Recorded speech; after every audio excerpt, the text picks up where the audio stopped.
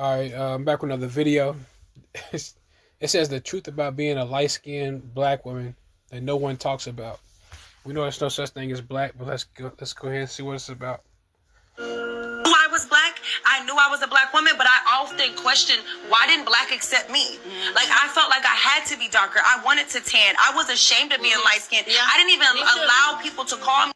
A lot of you see how light-skinned people have been brainwashed into thinking being light-skinned is a bad thing. That's how much they are indoctrinated into dark-skinned people's ideologies. And I can't really say all light-skinned people. Like, I mostly see this with the women more than the men. Like, because it seems like the men and the women, y'all got like two totally different pathologies. All right. All right. With the men, we kind of like being ourselves, and I think it's because at a young age, we kind of taught that we're different from everybody else. I talked about this plenty of times before.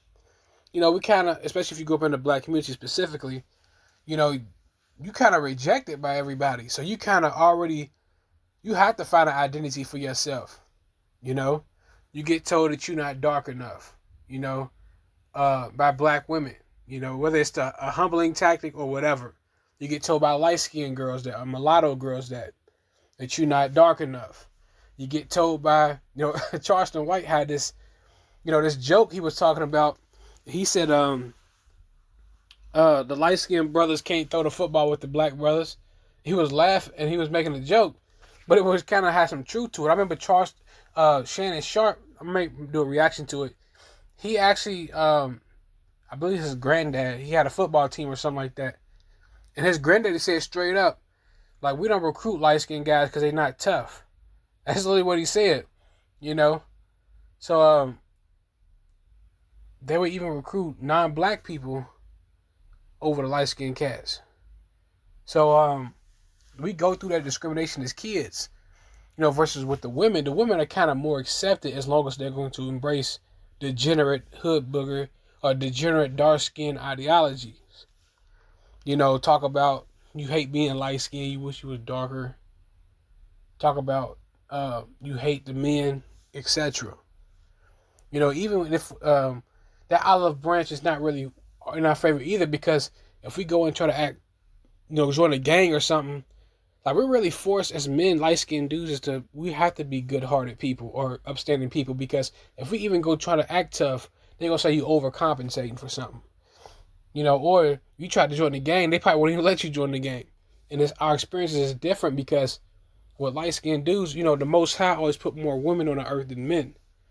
So it's not like you as a light-skinned cat, you can just walk across the street and see other light-skinned brothers you can kick it with. So it's not like that. Versus with the women, it's different. You probably can walk down the street and see other light-skinned girls because there's more of an abundance of women just in general on the earth. They're playing this loud music. I'm in the hood, I'm sorry. In the South, they be like, hey, red, say red, what up? Like, or white girl. Or white girl. No. And I told you red bone, that's always been a term for mulattoes or light-skinned Negroes. I would fight you if you called me any of those names because I am. Damn, she said that she'll fight you for calling her light-skinned or red bone, which is just a description. It's how you describe somebody. It's not an insult or nothing, but like I said, they've been brainwashed, and they're so far gone, they view that as an insult because she's been trying to prove herself. This broad is probably in her mid-30s on a show called Black Girl Stuff. And the chick next to her, I think that's Toy Bricks. She's a model. She got, and the girl talking, yeah, but she's been going her whole life trying to prove herself. She's probably in her mid-30s. Trying to prove that she's so-called black or darker skinned black. She's been trying to fit in with them their whole life. Instead of her just being herself. And I believe she has a dark-skinned mother, a black mother, and a non-black father. And the chick, Toy Bricks, I believe she has 2 mulatto parents. Alright? So, it's crazy. I'm a darker skinned woman, and I felt like looking at my family, I didn't fit in. So I wanted to be darker so I could fit in. So I didn't necessarily. And a lot of times when they say they want to fit in, what they mean is they want people try to hide behind racial groups or ethnic groups until they finally figure out who they are as people. Until they're finally strong enough to stand on their own, or to be themselves. And she could never blend in. Black women would never accept her because they look at her like, "Are you like? What are you like? You got good hair. You light skin." They didn't view her as them. But it is what it is. Necessarily associate being lighter with beauty. I felt like darker made me more beautiful. Darker made me more stronger. Darker made me more, have more of a black woman's strength. Yeah, and that's very mentally insane. Like, no disrespect to your parents, but your mother, she failed you. All right? This is not probably her fault because we're not being taught that we're two different ethnic groups of people. We're the same nation, and we're two different ethnic groups. All right? And it's not their fault because the mulatto has been taken out the American census, and it's been ever since the Civil War, really. And they completely erased that word and that culture and all that stuff, all that history. They completely erased it.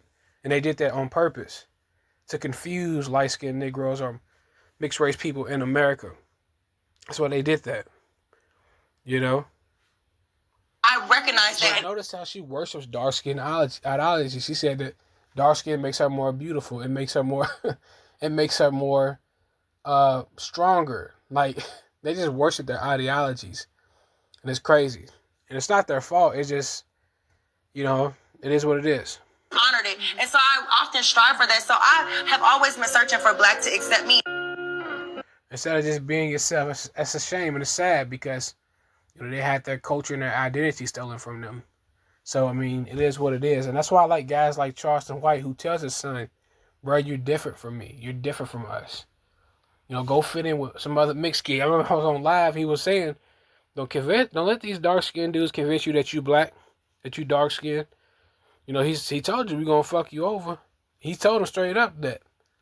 He told him not to bring a black girl home too. He brought a mixed girl home, and he was happy. He was on there laughing on social media about it. That's back when he was arguing with Rick Ross's girl. Charleston is nuts, but it's sad that they gotta prove themselves like that. And our pathology are completely different. With the men, we just give up. It's like, who cares really? But it is what it is.